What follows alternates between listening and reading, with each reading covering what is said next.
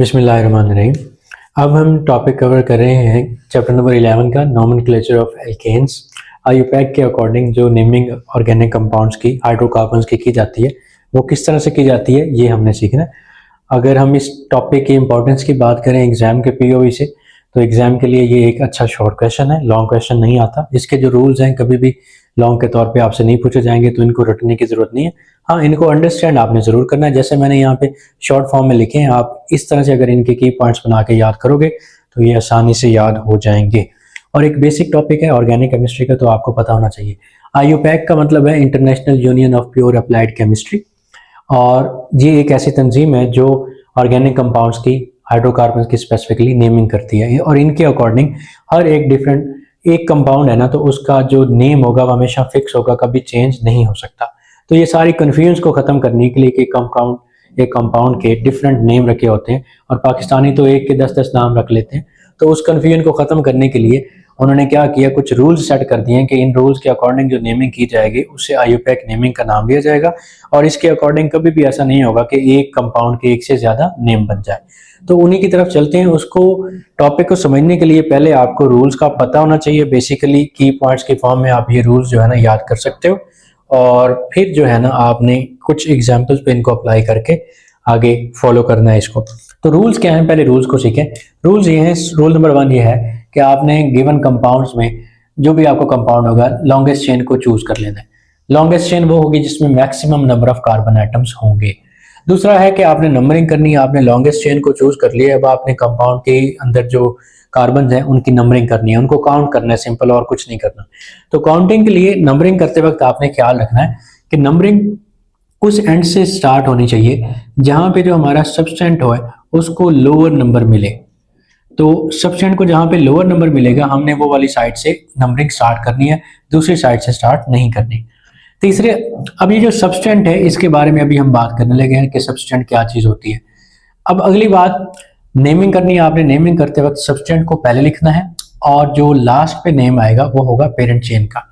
और prefix add करने हैं आपने, ट्राई, टेट्रा। अगर एक से ज्यादा सब्सटेंट आ जाते हैं तो आपने डाई, 2 आते हैं तो डाई लगाना है, 3 आते हैं तो ट्राई, और 4 आएंगे एक जैसे तो फिर आपने टेट्रा का प्रीफिक्स इस्तेमाल करना है। और जब भी आप ये चीज नोटिस करें अपने कंपाउंड में कि जो एक से ज्यादा सब्सटेंट सेम ही कार्बन पे आ गए हैं, तो फिर आप उनकी पोजीशन को भी रिपीट करेंगे। ये जो रूल्स हैं अगर अकेले इनको याद करना चाहें तो ये समझ ही ना आए। जब तक हम इनको एग्जाम्पल्स के ऊपर अप्लाई नहीं करेंगे, ये इस तरह से हम इनका रटा नहीं लगा सकते। सब्सटेंट के बारे में आप समझ लें कि सब्सटेंट क्या होता है। जो मेन चेन होगी हमारी, उसके बाहर जो भी पेंडेंट ग्रुप होगा चेन के बाहर, उसको हम सब्सटेंट कहेंगे। इसको साइड ग्रुप का नाम भी दिया जा सकता है, इसको पेरिफेरल ग्रुप का भी नाम दिया जा सकता है। अब चलते हैं कुछ एग्जाम्पल की तरफ जो हमारी बुक में ही है, और इनके ऊपर इन रूल्स को अप्लाई करके कंपाउंड की नेमिंग करते हैं ताकि ये चीजें हमें क्लियर हो जाए। तो पहले, सबसे पहले जो कंपाउंड आपको दिया गया है ये एक बड़ा सारा हाइड्रोकार्बन का कंपाउंड है। अब सारे रूल्स को 1 बाय 1 हमने इस पे अप्लाई करना है। रूल नंबर 1 क्या कहता है हमें कि select the longest chain. Longest chain को आप चूज कर लो। लॉन्गेस्ट चेन हमारी चेन, पहले स्ट्रेट को देखते हैं, सारी पॉसिबिलिटीज आपने खुद काउंट करनी है। तो पहले स्ट्रेट को कंसिडर करते हैं, 1 2 3 4 5 6, इसमें 6 कार्बन है स्ट्रेट चेन में। तो क्या ये लॉन्गेस्ट हो सकती है? उसके लिए हम बाकी पॉसिबिलिटीज को काउंट करेंगे, उसके बाद ही हम डिसाइड करेंगे कि लॉन्गेस्ट कौन सी होगी। दूसरा हमारे पास ऑप्शन है ये वाला कि हम इधर से इधर आ जाएं या इधर से इधर चल जाएं, एक ही बात है। तो यहाँ पे 1 2 3 4 5 6 7, इसमें टोटल 7 कार्बन है। इसका मतलब ये वाली जो है ना हमारे पास, ये लॉन्गेस्ट चेन सिलेक्ट हो गई, क्योंकि इसमें शर्त पूरी हो गई कि maximum number of carbon atoms आ गए। सेकंड जो आपके पास रूल है वो ये कहता है कि नंबरिंग स्टार्ट करें। अब जो चेन में नहीं आया, ये चेन तो इधर है, चेन में नहीं आया वो ये है, ये हमारा बन गया सब्स्टिट्यूएंट, या इसको हम साइड ग्रुप भी कह सकते हैं। अब ये हमारा सब्स्टिट्यूएंट हो गया। अब नंबरिंग आपने उस एंड से करनी है जहां पे सब्स्टिट्यूएंट को लोअर नंबर मिले। लोअर नंबर का मतलब इसके साथ काउंटिंग वाली गिनती वाला नंबर कम है। तो उसके लिए आप नंबरिंग, अगर 2 पॉसिबिलिटीज हैं, चेन तो यही है ना हमारी, नंबरिंग इधर से भी शुरू कर सकते हैं, इधर से भी। अगर इधर से करेंगे तो इसको ऑलमोस्ट कोई 5 से 6 नंबर मिलेगा, और अगर नंबरिंग इधर से करेंगे तो ये 3 नंबर पे आ जाएगा साइड ग्रुप। इसलिए हमने नंबरिंग इधर से स्टार्ट करनी है। ये carbon number 1, carbon number 2, 3 4 5 6 and 7, numbering हमने कर ली। नंबरिंग के बाद आपने क्या करना है, नेमिंग की तरफ चलना है। नेमिंग के लिए आपने क्या करना है, पहले सब्सटेंट को लिखना है। सब्सटेंट से भी पहले सब्सटेंट की पोजीशन, के वो किस पोजीशन पे अटैच है। और उसके बाद आपने क्या करना है, आपने पेरेंट चेन का नेम लिखना है। ये हमारा सब्सटेंट है और ये जो चेन हमने सेलेक्ट की है ये पेरेंट चेन है अल्केन फैमिली की। तो अब हम नेमिंग के लिए सब्सटेंट को पहले लिखेंगे, सब्सटेंट से भी पहले उसकी पोजीशन कि किस कार्बन पे वो जुड़ा हुआ है, कार्बन नंबर 3 पे। आप लोग लिखोगे 3, फिर लगाएंगे हाइफन, नंबर और नेम के दरमियान हमेशा हाइफन लगाना है, अगर नहीं लगाएंगे तो ये नाम गलत हो जाएगा। 3 हाइफन, और इस ग्रुप का नाम अभी हमने पिछले लेक्चर में सीखा है कि जब एल्केन से एक हाइड्रोजन निकल जाए बाकी बचता है अल्काइल ग्रुप, यानी कि मीथेन था CH4, उससे एक हाइड्रोजन निकला तो ये बन गया मिथाइल, तो इसका नाम क्या बनेगा, मिथाइल। 3 मिथाइल। आपने बच्चों सब्सटेंट यहां तक कंप्लीट कर लिया, यानी कि सब्सटेंट को फर्स्ट प्रायोरिटी देते हुए आपने इसका नाम लिख लिया 3 मिथाइल। अगली बात है लास्ट में आपने पेरेंट चेन का नाम लिखना है। पेरेंट चेन में कार्बन कितने, 7, तो 7 कार्बन पेरेंट चेन जिसमें 7 कार्बन होंगे उस एल्केन को हेप्टेन कहेंगे, ये भी हमने लास्ट लेक्चर में सीखा है। तो that compound can be named as 3 methyl heptane, ये इसका आयुपैक नेम है, ये और किसी भी कंपाउंड का नहीं हो सकता इसके अलावा। अब दूसरे कंपाउंड की नेमिंग करनी है, दूसरे कंपाउंड के ऊपर भी वही हम रूल्स अप्लाई करेंगे कि सबसे पहले select the longest chain. Longest chain हमारी क्या हो सकती है, पहले स्ट्रेट को देखते हैं 1 2 3 4 5 6, 6 कार्बन है इसमें। अगर इसको देखते हैं 1 2 3 4 5 6, इसमें भी 6 हैं। अगर इसको देखें 1 2 3 4 5, अगर इसको काउंट करें 1 2 3 4 5 6, तो मैक्सिमम 6 ही कार्बन आ रहे हैं। तो अगर इक्वल कंट्रीब्यूशन हो सब साइड्स पे कार्बन की, तो स्ट्रेट चेन को ज्यादा तर चूज किया जाता है, तो आप इसको चूज कर लें। दूसरी भी की जा सकती है, उसमें मसला नहीं। अब स्ट्रेट चेन हमारी ये बन गई, यानी कि पेरेंट चेन ये बन गई, तो एक बन गया साइड ग्रुप ये सब्सटेंट, और एक सब्सटेंट हमारा ये बन गया, ये बन गए सब्स्टिट्यूएंट। तो अब सब्स्टिट्यूएंट को हमने पहले लिखना है और पेरेंट चेन को बाद में। उससे पहले नंबरिंग करेंगे। नंबरिंग अगर हम करते हैं इस एंड से 1 2 3, तो इस सब्सटेंट को 3 का नंबर मिला और इसको 5 का। और अगर इधर से हम नंबरिंग करते हैं तो यहाँ से 1, और इस सब्सटेंट को मिल गया 2 का नंबर, इसको मिल गया 3, और इस सब्सटेंट को मिल गया 4 का नंबर, 5 एंड 6। तो अगर हम इस साइड से नंबरिंग करते हैं ना, तो ये वाला रूल हमारा फॉलो हो रहा है कि नंबरिंग उस एंड से करेंगे जहां सब्सटेंट को लोअर नंबर मिले। अगली बात है हमने इसका नाम लिखना है। नाम लिखने के लिए सब्स्टिट्यूएंट को पहले लिखा जाता है और पेरेंट चेन को बाद में। तो अब बात आ गई कि मिथाइल भी मौजूद है और इथाइल भी मौजूद है। इस केस में आपने क्या करना है अगर तो सेम पोजीशन हो तो अल्फाबेटिकल ऑर्डर को फॉलो करते हुए जो अल्फाबेट में पहले आता हो उसको आपने उसका नाम पहले लिख देना है। जैसे मिथाइल है और इथाइल है, तो मुझे नहीं पता अल्फाबेट में कौन पहले आता है, तो आपने इथाइल को पहले लिखना है और मिथाइल को बाद में। तो यहां पे अगर हम इसकी नेमिंग की बात करते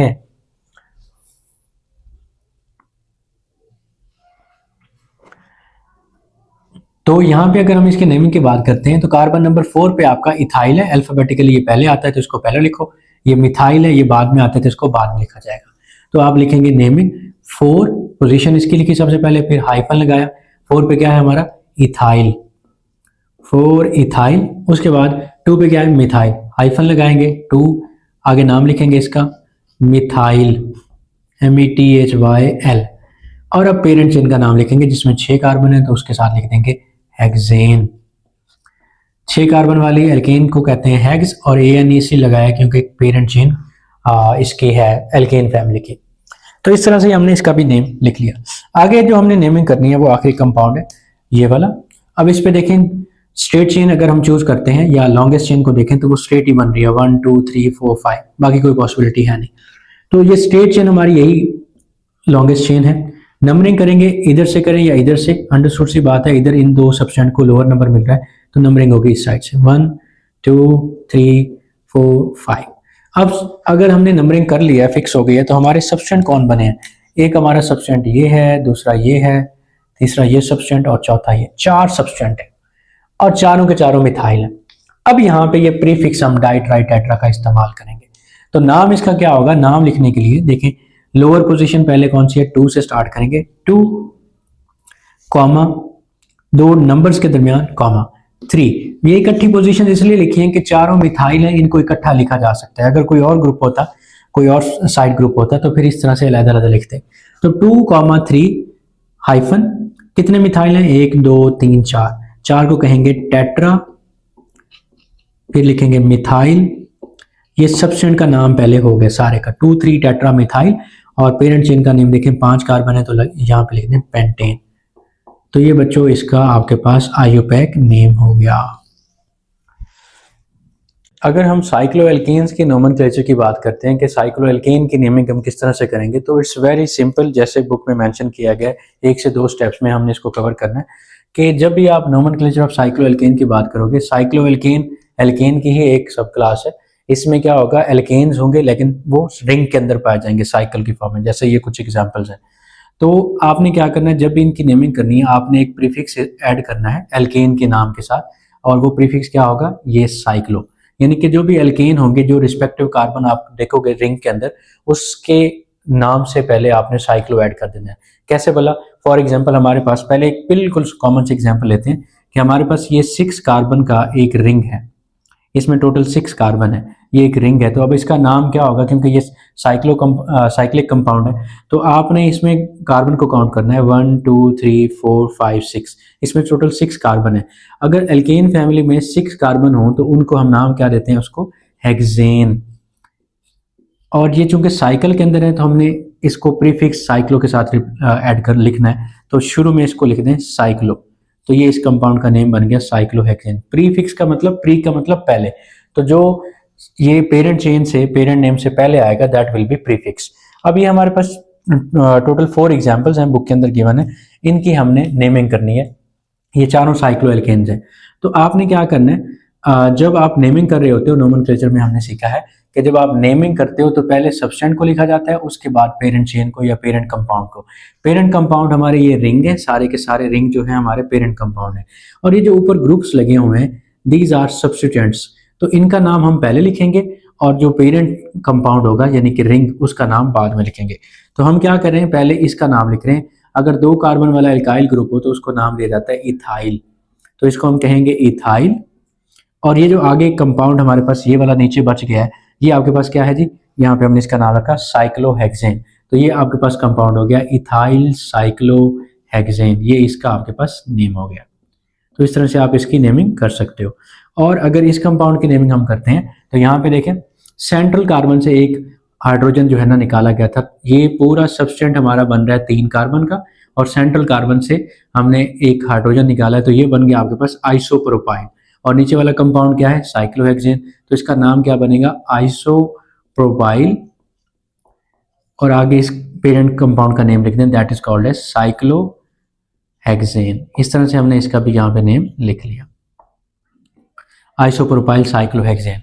अब अगर इस कंपाउंड के नेमिंग की बात करते हैं तो इसके लिए जरूरी है कि पहले आप, इधर भी मिथाइल लगा हुआ है, इधर 2 मिथाइल हैं, तो पहले कार्बन नंबर आइडेंटिफाई कर लें। आपके पास 2 ऑप्शन है कि नंबरिंग करने के लिए आप इधर से भी स्टार्ट कर सकते हो, इधर से भी स्टार्ट कर सकते हो। जो हाँ ग्रुप पहले लगा होता है वहां से नंबरिंग शुरू की जाती है। तो अगर अब हमें नहीं पता, दोनों ग्रुप ऑलरेडी लगे हुए हैं, तो आप इसको 1 कह दो या इसको 1 कह दो, इट्स अप टू यू। तो यहाँ पे अगर आप इसको 1 कार्बन को कहते हो तो ये फिर इधर मूव करना है या इधर, एक ही बात होगी। तो ये carbon number 2, carbon number 3, carbon number 4, 5 and 6 ring के कार्बन की हमने नंबरिंग कर दी क्योंकि हम नेमिंग करना चाह रहे हैं।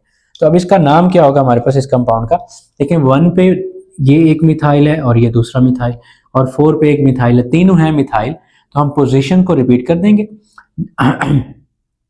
1 पे आपके पास है एक मिथाइल, तो आप लिखोगे 1, और फिर एक बार 1 पोजीशन लिखोगे, 1 1, 2 मिथाइल है तो इसलिए पोजीशन 2 बार 1 1, और फिर एक बार 4 पे है 4 हाइफन, और टोटल 3 मिथाइल है, इनको कहोगे ट्राई मिथाइल। और इस जो हमारा पेरेंट कंपाउंड है इसका नेम क्या है, साइक्लोहेक्सेन। 1 1 4 tri methyl cyclohexane,